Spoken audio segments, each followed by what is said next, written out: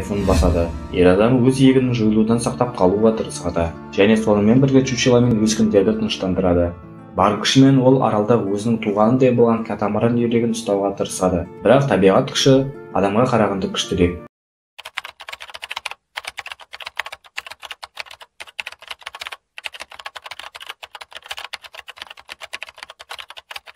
Бәріңе сәлем, сіздермен бірге қысқа мазмұн каналы. Қазір сіз айдағы Робинсон фильмінің қысқаша мазмұнын естисіз. Ләззат алыңыз.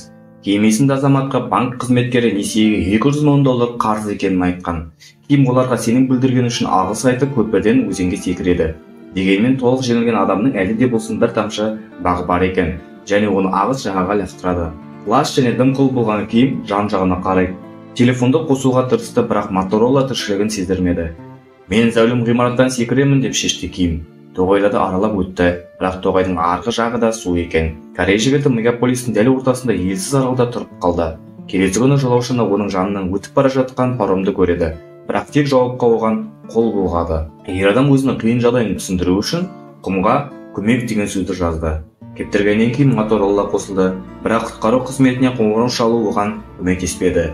Елсіз арал туралы естіген әңгімеден кейін операторлар оған сенбеді. Батареяның күші тек бір қоңырауға жететіндей қалды. Сосын Ким өзінің бұрынғы қызына қоңырау шалды, бірақ ол телефонды қоя салды. Қалған төлем ұялы байланыс операторының жарнамалық ұсынысын тыңдауға кетті. Ким қала жағасына дейін жүзіп өту үшін күш жинайды. Бірақ мәселе мынада еді, ол жүзуді мүлде білмейді. Ким өмір бойы жолы болмады. Ол жұмыс істеген компания банкротқа ұшырады. Қыз оған опасыздық жасады, оны тастап кетті. Ол өзінің арал түрмесінен шықса да проблемалары таусылмайтынын сезінді. Мойнынан галстук тағып жеңілген адам өлуге тағы бір әрекет жасайды. Бірақ оның жоспары Дерейнің өткір шабуылымен бұзылды. Осы кезде әскери жаттығулардың басталғанын хабарлайтын сирена естілді. Жалаңаш Ким бірден тәтті шалфей гүлдерімен сергітуді шешеді. Еркек көз жасына ерік берді. Енді артынан да алдынан да тамшылайды. Өзеннің лас суын ішкен Ким саңырауқұлақ тауып сергіп қалды. Кез келген өзін құрметтейтін Робинсон сияқты Ким таяқтарды ысқылау арқылы от жағуға тырысады. Бірақ ол үшін ол жай ғана ойын болатын. Темекі шегетін адамның зажигалкасы бар еді. Түнде шаруасы жоқ Ким алдымен қалаға айқайлайды, содан кейін шалбарын шешіп шұжықтан айқастырып жібереді. Бұл аралдың ерекшелігі онда қоқыс көп жиналып қалған. Робинсон бар байлығын бір жерге үйіп төгуді ұйғарады. Ол армандағы үйректі көреді. Жылдар бойы тамақ ішкеннен кейін мен пәтер алу үшін ақша жинап, өзімнің тұрғын үйімді аламын деп армандайды. Ким жаңа өміріне бой ұсынды және көмек сөзін сәлем деп өзгертті.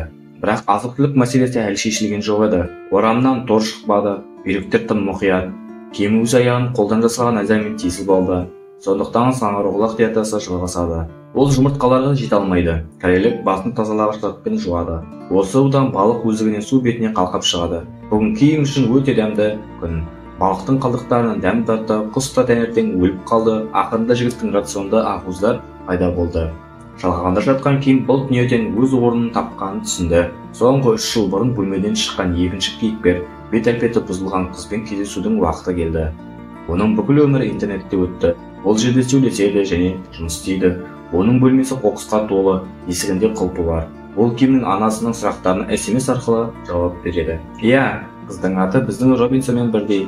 Ким өз шкафында полиэтилен сандықта ұйықтайды. Оның кестесі минутпен белгіленген, және ол пәтерде жалғыз қалғанда ғана жанын табады. Ол әрбір калорияны есептеп күніне 10 000 қадам жасайды. Кешке Ким айды суретке түсіру хоббиіне уақыт табады. Ол мұны жақсы көреді, өйткені спутникте ешкім тұрмайды. Жылына 2 рет әскери жаттығулар кезінде 20 минут ішінде қала қаңырап бос қалады. Және өзінің сүйікті айына ұқсайтындықтан өзіне күндіз көшеге қарауға мүмкіндік береді. Дәл осы сәтте қыз құмдағы жатуда, содан кейін Робинсон тауын байқайды. Бұл Кимді қорқытады және ол шкафқа тығылады. Ол енді түнде ұйықтай алмайды. Бұл жолы қыз камера объективін айға емес, аралға қаратты. Дәл осы кезде Робинсон өзінің абыройын мақтанышпен көрсетіп тұрған еді. Бөгде ғаламшарлық азғын деп қорытындылады қыз. Ким енді компьютерде отыруға қызықпайды. Енді ол ерекше адамның өмірін камераға түсіреді. Робинсон гольф ойнайды. Енді өтіп бара жатқан паромдардан жасырынатын болған. Дәл осы кезде ол мыжылған орамадан тез қара бұршақ кеспесін тапты. Ішінен дәмдеуішті тауып алып оған алтын құйма сияқты қарайды. Түнде түсінде Ким көп тұздықтағы кеспе көреді. Енді оны өзі жасағысы келді. Бірақ жинаған шөп қамырға қарағанда кірге көп ұқсайтын сияқты. Ол бұрын қара бұршақ кеспесімен бастатқанда неге сонша ақымақ болған екен? Ким кеспе пісіремін деген үмітін үзгісі келді. Бірақ кенет оған ой келді. Оның үйрегі көптеген құс саңырағымен тезегімен жабылған. Ал құстар не жейді? Дұрыс, дәндер мен тұқымдарды. Ким несие картасы мен қоқыстың бәрін жинап, жер қазып, бәрін өз күшімен құнарландырды. Ескі бутилкеден сәнді тәпішке жасады. Кимнің өзі аралда тапқыр әрі ұшқыр болып кеткенін байқайды. Ер адам ауыр жұмыстан кейін денесімен тұз шығаратынын және оның өте дәмді екенін түсінеді. Ким өзінің костюмін ағаштан жасалған чучелоға кигізеді. Жасаған жұмысына, бау-бақшасына қатты риза болады. Ал Ким деген қыз осы мектепте бөгде ғаламшарлық туралы мәліметтер жинайды. Оның ойынша ол ұялшақ, лас нәрселерге және шытырман оқиғаларды ұнатады. Жалпы, ол мүлдем ақымақ және қара бұршақ кеспесі туралы армандау ол үшін маңыздырақ. Оның әлеміне кіріп, бір күні онымен бірге болу мүмкін бе деп ойлайды. Ким пошта арқылы ойыншыққа, роботқа және бір бутылка шарапқа тапсырыс береді. Содан кейін картаға көпірге апаратын жолды белгілейді. Осыдан кейін ол бір керемет нәрсе жасайды. Ол пәтерінен сыртқа шығады. Мотоцикл дулығасын киген ол сағатты ойыншықтың күзетшінің назарын аударып, сол мезетте артынан өтіп кетеді. Түрлі түсті қолшатыр оған көліктерден жасырынуға көмектесті. Ақыры ол аралдың үстінен өтетін жолға жетіп, бутилкедегі хабарламаны лақтырады. Келесі күні таңертең ұйқылы ояу қыз бірінші кезекте фотоаппаратқа қарады. Құмдағы бөгде ғаламшарлықтың жауынын көремін деп үміттенді. Бірақ ештеңе өзгерген жоқ. Одан кейін 3 ай өтті. Ким өз өмірін жақсы реттеп қойған. Өзен жануарларын ұстауды, ағаштарға өрмелеуді үйренді. Ер адам жинаған тері мен тамақты тұздап, тіпті жағала сияқты бірдеңені қайнатады. Бақшада бірінші өскен еді ғана пайда бола бастады. Пайдалы қоқыссыз деп жүрген Ким ағаштың үстіндегі сол бутилкені байқап, ішінен әрең байқалатын сәлем деген жазуы бар қағазды табады. Ер адам чучелоға оны біреу бақылап тұрғанын, бәлкім азғын біреу шығар деп шалбарын қайта киіп алады. 3 ай 17 күннен кейін қыз ақыры жауап алып бұған қатты қуанады. Қалайсың деп бөгде ғаламшарлық қыздан сұрайды. Тағы бір робот назар аудару функциясын орындады. Табар бутилке аралға лақтырылды. Қайтар жолда Ким үйге бірден кірген жоқ. Табиғатты тамашалады. Келесі хабарламада ол Робинсонның жағдайын сұрады. Ол да солай жауап берді. Бау-бақша желіп өсуде. Ким чучеломен әңгімені соғып жатыр. Оның артында дәндері бар шүгірінің ең жақсы бұталар жасырынып жатқанын анықтайды. Қыз қаламдас досына қандай сыйлық беру керектігін ойлап тапты. Ол аралға азық-түлік жеткізуге тапсырыс береді. Байғұс жеткізуші оған үйрек катамаранда жетеді. Терлеп шаршаған ол Кимнің резиденциясын табады. Ол жануар сияқты одан бұтаның артында жасырынуға тырысты. Жеткізуші қыздың тапсырысының бәрін түсіреді. Кәдімгі бұршақ кеспесі, пияз, теңіз өнімдері қосылған кеспе және бонусқа қуырылған тұшпара. Фирманың біз тамақты кез келген жерге жеткізіп береміз деген ұраны бүгін оған қарсы жұмыс істеді. Бірақ Ким оған барлық тамақтарды қайтарады. Ал әбден әбежіп кеткен курьер қыздың үйіне тамақ келеді. Ол сыртқа қарап, жеткізушіден аралдағы жігіт оған бірдеңе айтты ма деп сұрайды. Жігіт Ким кеспе қосылған лапша оның үміті деп жеткізуді өтінген екен. Қыз Ким бүгін жігіттің үлкен үмітінің дәмін татты. Бүгін бірнеше жылдан кейін алғаш рет қыз анасына шығып көрінді. Бірақ ол тек тұқымдар мен оларды өсіру үшін қажет нәрсенің бәрін сатып алуды сұрау үшін ғана екен. Күзетшінің қолында қазірдің өзінде 3 роботтан тұратын топтама бар. Келесі хатында Кимнен кешірім сұрады. Бүгін ол қызды құмдағы қойылыммен қуантпақ болды. Бүкіл қабырғада Робинсонның фотосуреттерімен ілінген. Егін жинау уақыты келді. Алынған дәндер су қосылғаннан кейін ұнтақталды.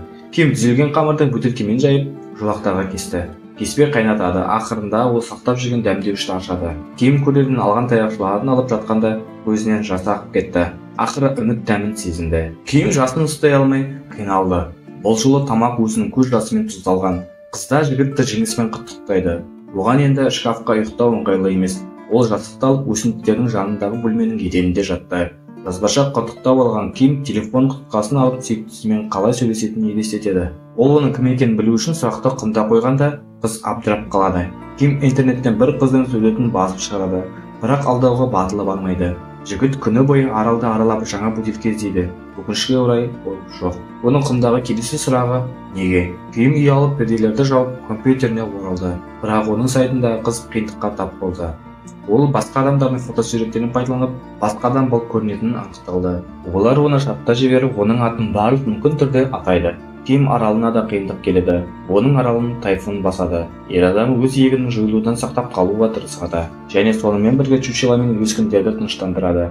Бар күшімен ол аралда өзінің туғанындай болған катамаран үйрегін ұстауға тырысады. Бірақ табиғат күші адамға қарағанда күштірек, және ол үйін дауылдың арасында еркін жүзуге жібере салуы керек. Қыз киім аралдан тайфунның өзінен кейін қалдырған бейберекетсіздікті және үмітсіздігін киімді көреді. Оның барлық еңбегі мен күш-жігері бір түнде жойылды. Ол ашуланып құмда бақылаушы қызды балағаттайды. Бір кезде киімнің артында екі жігіт пайда болады. Олар дауылдан кейін қоқыстарды тазарту үшін аралға келген екен. Ким қаша жөнеледі, ал жігіттер оны қуа бастайды. Бірақ ондаған тазартушы аралға келгені белгілі болады, және олар бүкіл топпен бейшара Робинсонды еш қиындықсыз ұстап алады. Қызу таппен олардың бірі киімді аяқпен теуіп те жібереді. Жеңілген адам оны осында қалдыруды өтінеді, бірақ оған бұл қорық екенін, мұнда адамдарды кіруге тыйым салынғанын айтады. Оның чучеласын шешіп тастап, қаңылтыр басын жаншиды. Ким оның бәрін мұқият бақылап отырады. Қыз өзінің бөтен ғаламшарлықты өмірінде соңғы рет көріп отырғанын, және оны жоғалтып алмау үшін бірдеңе жасау керектігін түсінеді. Күндізгі жарық көзіне шағылысып, үй киіммен көшеге жүгіреді. Ол біртүрлі көрінеді. Барлығы оған қарайды. Қала көшесінің қақ ортасында қалған Ким енді Робинсонға емес, кәдімгі қаңғыбасқа ұқсайды. Ким бұрынғы жоспарына оралуды шешті. Бөлім ғимаратқа қарай бет алады. Қыз интуицияға сүйеніп, оның қайда бара жатқанын болжауы керек болды. Ким оны өміріндегі соңғы аялдамаға апару үшін тиісті автобусқа тұрады. Ал басқа Ким жылап, соңғы күшімен жүруді жалғастыра береді. Өкінішке орай, ол ешқашан досын қуып жете алмайды.